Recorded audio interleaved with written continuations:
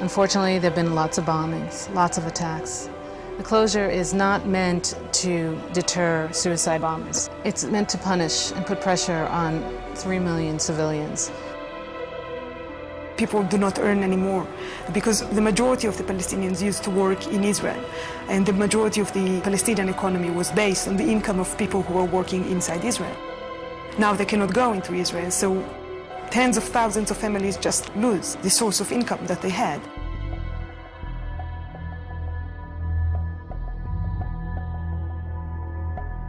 The education system is also affected by that. The student cannot go to the university. Birzeit University was subject to army closures for something like 18 times. The longest closure was during the first Intifada. For 5 years we could not set foot on campus. During this period we organized what the Israeli army called cells of illegal education.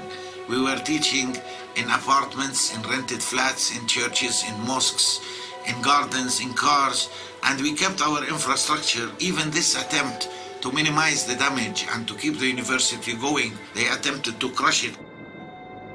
I went to college in the States and I found it very differently. Your biggest worry about in the States is if I'm gonna pass my class, or oh, I hope I have a lot of friends. Over here it's totally different.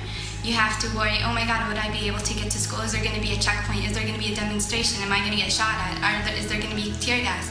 So it's completely different.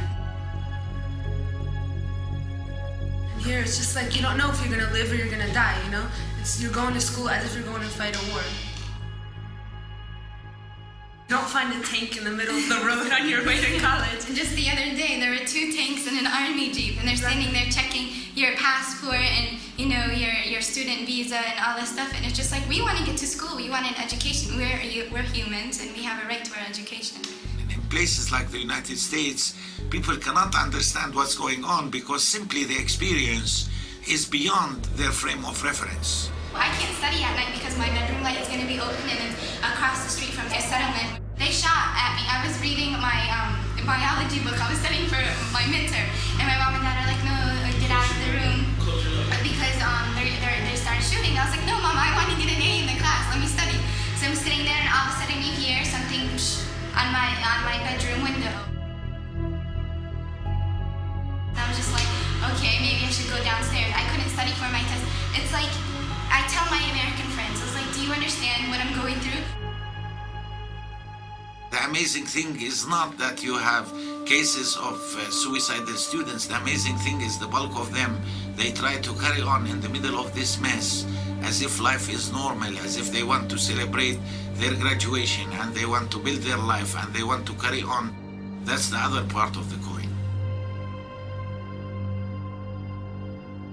The root problem here is occupation. Everything else emanates from there.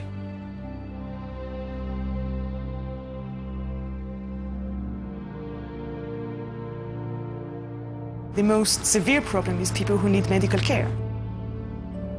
We've documented numerous cases where people have died. In fact, I believe that one of the last cases we documented was a woman who was in labor, who was not allowed to get to the hospital, and she and the baby both died. If people like that, if people who are really sick and really need to go to hospitals cannot do that, so I think you can imagine what happened to regular people that just want to go to work, just want to go to do some shopping, or even just visit friends. It's like living in a prison, a gigantic prison. Haaretz, the intellectual newspaper in Israel, ran a whole, a 4-page magazine article on the refugee issue. It had a picture of Tel Aviv University now and what was there before Tel Aviv University, a Palestinian village. And those refugees are in Gaza. غزة والله يا عمي غزة الثانية شافت الويل ويل عاد نكذب والله غزة احنا معانينا بس مش قد غزة مستحيل أكتر غزة أكتر. I think that Gaza is a main problem. There are lots of violations that you will not see in the West Bank, you will see in Gaza. We find it hard to monitor the human rights situation in Gaza because the Israeli army do not let us in.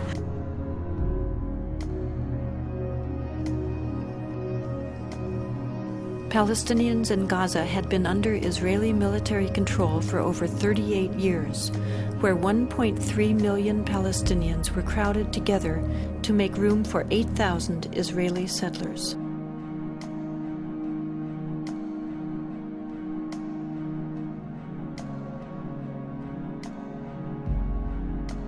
In August of 2005, Israel dismantled its settlements and military posts inside Gaza and relocated its settlers. The media, along with Israeli politicians, portrayed this as an unprecedented sacrifice. In reality, it was simply a matter of Israel finally complying with international law.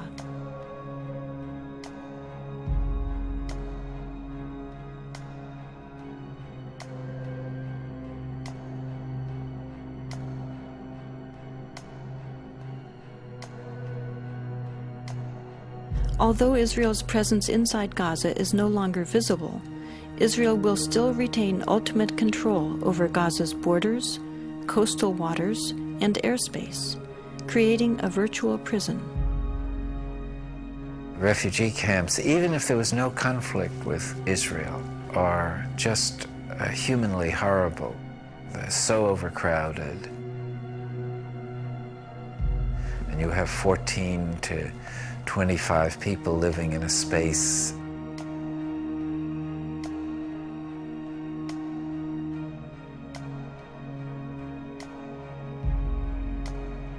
There's no place for children to be there.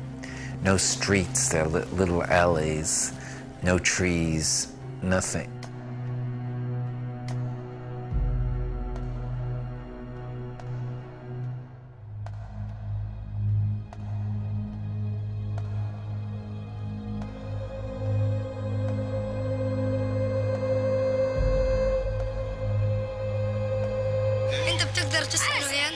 تسكن هنا تتدرج لأنه المواقف صعبة هنا والواحد إذا وقف قاعد هنا عطول بتلمس قبل ما يضرب الصاروخ بيبقى متلمسين لأنه كل ما يضرب الصاروخ بتشقق الحيط.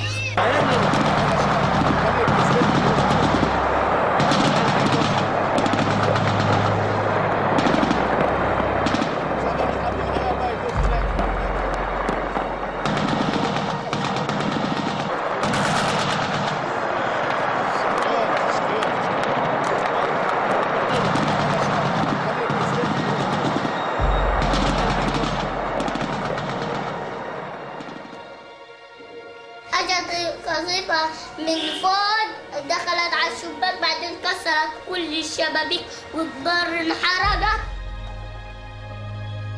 ليش هم كسروا غراض كسروا لعبة لسه في كتير غراض ساحوا كله رميناه على الزبالة والأواعي رميناها على الزبالة بنشحت من دور الناس أواعي للباس وحتى الأكل اللي بناكل فيه ريحته غاز ومش راضيين نصيب أواعينا وهينا لابسين غاز. لو تشموهم أواعينا خلي الجود يجوا يشموا أواعينا ويشوفوا دارنا. كل ما نيجي نتحمم في الدار نيجي نعمل بنشوف الريحة كلها كتلاتنا كتل. هاي الأواعي شوف ها ما لمناهم مش غير شم غاز. ايش بدي اسوي؟ حتى نظارتي اللي ابويا جاب لي اياها ما فرحتش عليها. حتى الاسوره اللي امي جابتها الحلب الخواتم ما فرحتش عليهم. كيف بدي افرح عليهم والعقد وهداك كيف بدي افرح على اغراضي انا؟ نفرح على اغراضنا بايش؟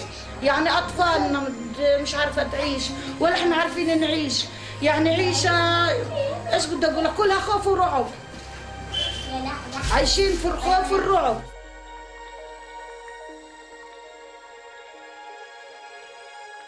انا بروح المدرسة كل يوم بسمع الطخ.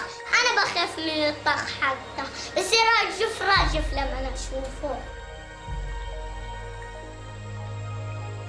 This is what has been fired on this neighborhood. This is a civilian neighborhood. There are no soldiers here. There are no military installations here. This is strictly harassment to get these people to move away from the border so that the Israeli tanks can move at will. They want these people cleansed